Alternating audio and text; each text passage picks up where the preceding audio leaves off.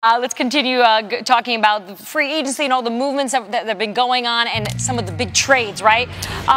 Some more info is actually coming out about the Kansas City Chiefs' decision to trade Marcus Peters to the Rams. Yesterday, we found out the compensation, right? The Chiefs sent Peters in a 6th-rounder to L.A. for a 4th-round pick this year, a 2nd-round pick next year. Peters will face his former team, and he was actually asked about playing against quarterback Patrick Mahomes when the Rams and Chiefs faced each other in Mexico City in 2018. This is what he said: "I'm expecting turnovers, and I'm expecting to win.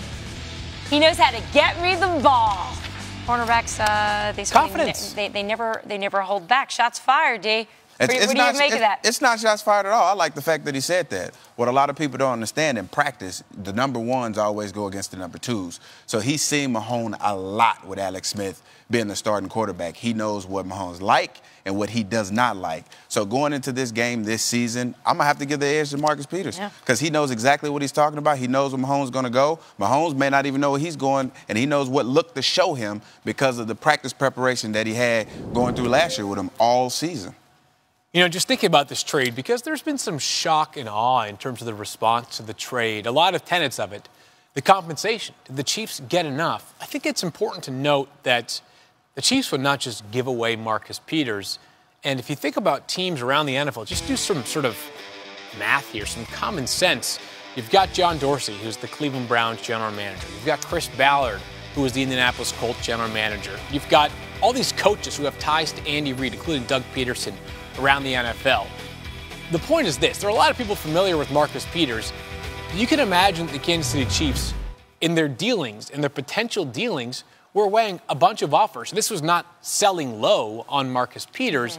There's also been some sort of impression that perhaps this is something that's been owner-driven, that Clark Hunt, the Chiefs owner, said, you know, enough is enough. Not the case here. I think this is a decision that, you know, there's a lot of layers to unpackage to it, but the Chiefs felt like they got some draft compensation that can help them replenish a position going forward. And they're at a bit of a, I don't say crossroads, but this is a team that this offseason has already traded away its starting quarterback. It is not going to retain Derrick Johnson in free agency. It traded away Marcus Peters. This might be a youth movement, which sometimes in the NFL can be the healthiest thing for a franchise.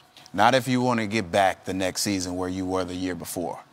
Which, and maybe, so the question might be, is how much of a concession could these moves result in?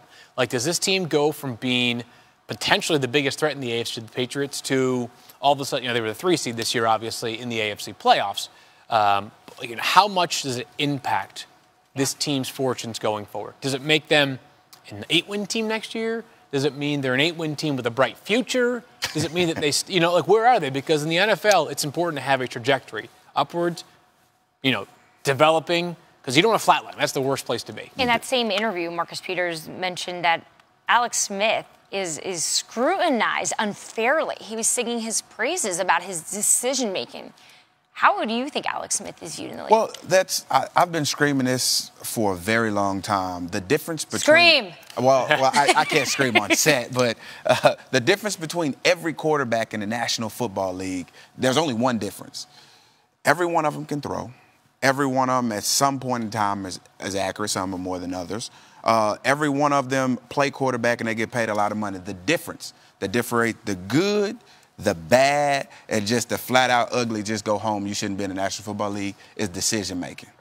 That's the difference. That's what separates all the quarterbacks. And I think Alex Smith did a great job up into week 5 and 6. And then you couldn't peak anymore because you put everything that you could possibly do on offense on tape. And I knew then, I was like, Kansas City's in trouble because they've showed their entire playbook the first 5-6 weeks of the season. Now I know how to game plan and scheme. Now all those yards that Kareem Hunter get now, I'm going to minimize those because I'm going to stack the box. I'm going to force Alex Smith to beat me. When you have a game plan and you go in with that game plan, you try to execute it. And it's tough to do when schematically people on defense are doing that to you.